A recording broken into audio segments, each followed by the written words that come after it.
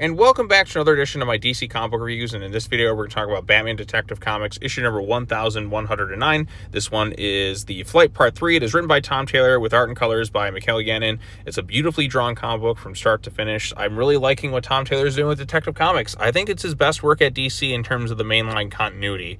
DCeased I really liked as well. At least, good chunks of DCeased. There's some aspects of it that weren't all that great, but I don't know. I think Detective Comics has just been his most consistently, good work. Sure, there's maybe one or two story beats where I wasn't fully on board with it, but I do think that it is really strong stuff. And we had this storyline with this hero in the past in Gotham. You have Wildcat, a young Black Canary, a young Green Arrow, a younger Batman, and this hero known as Prion, and the training that it goes through. And at the last issue, Oliver Queen was kind of thrown out a window by that young girl, like an assassin who seemingly has some sort of connection to this Prion character.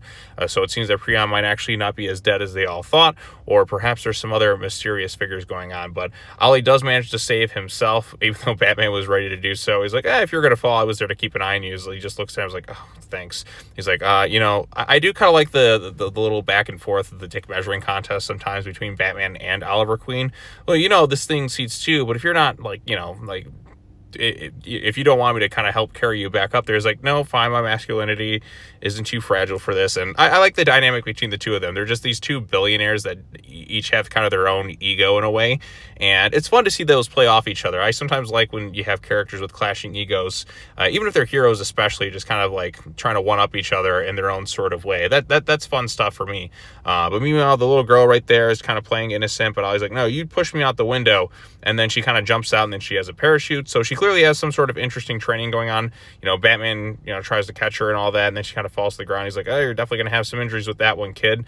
But she has some trained fighting skills and all that. Obviously, he doesn't want to hurt her or anything like that, so he's kind of holding back. But, she kind of gets some one-ups on him, but she kind of reminds him a bit of Damian with the way, he was when he first met him. And she kind of gets the upper hand on him in some way, but then Oliver Queen's there, and she has some sort of manipulation, powers going on right there. But, she's unable to kind of take down the two of them, so she kind of flees, and that's where she runs right into Black Canary. And Black Canary is there to kind of be a bit of a refuge for her. Now, was she in on the whole thing with Oliver Queen and Batman? What's really going on here? It kind of leaves you wondering. Obviously, she's trying to figure things out, but was she not aware what this girl just did, or is she going to kind of keep her under a wing, or is she playing double agent, or some secret stuff going on there? I don't exactly 100% know, but I am intrigued. I do love the art style in this thing, and I'm curious to see the origin of this kid. This is an interesting way to introduce the character, kind of getting a little bit of a one-up on Batman and Green Arrow. Now, obviously, some fans will probably be upset about that, but, Batman is the master of prep time, and obviously he doesn't know everything that this kid has done. And so, he's kind of analyzing things. He remembers the fighting style. He knows different things, and, he's holding back. He doesn't want to hurt the kid, obviously.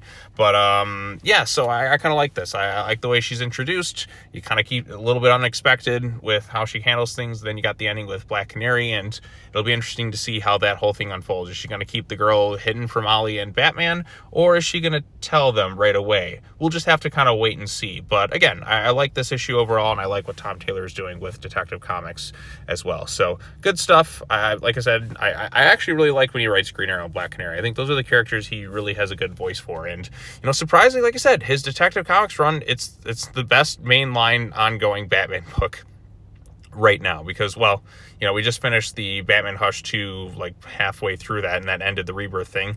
The Matt Fraction stuff is not quite wowed me 100%. Batman Robin's over. Absolute Batman's its own universe, so I kind of count that thing separately, but I do like Absolute Batman. But in terms of the main prime DC Earth Batman related books, Detective Comics for me has just been the best one right now. So, but what do you all think? Do you like this one? Do you think it's really good? Do you dislike it? Tell me your thoughts in the comment section down below. Be sure to like this video, share it with your friends, subscribe to the YouTube channel for more content, hit the bell for notifications, all of the fun stuff. And that's going to wrap it up for me on this one. I got one more comic book video to talk about, and then I'll be all caught up with last week's stuff. So look forward to that. All right. Thanks so much for watching, everybody. I'll see you all later. Peace out.